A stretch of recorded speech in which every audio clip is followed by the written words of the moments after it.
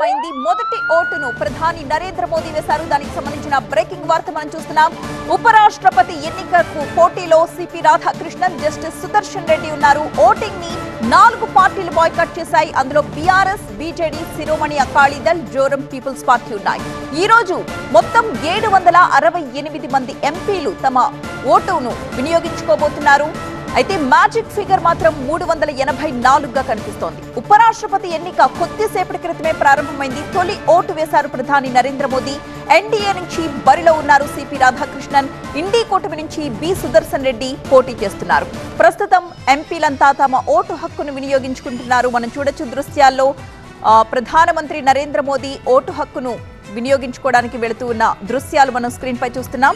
సాయంత్రం 5 గంటల వరకు పోలింగ్ జరగనుండగా 6 గంటల తర్వాత ఓట్ల లెక్కింపు ప్రక్రియ జరగబోతోంది.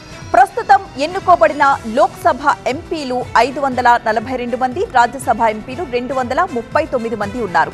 వీరిలో బాయ్కాట్ చేస్తున్న ఎంపీలు 13 మంది ఉన్నారు. దీంతో మొత్తం ఓట్లు 768గా ఉండగా మ్యాజిక్ ఫిగర్ మనకి 384గా కనిపిస్తోంది.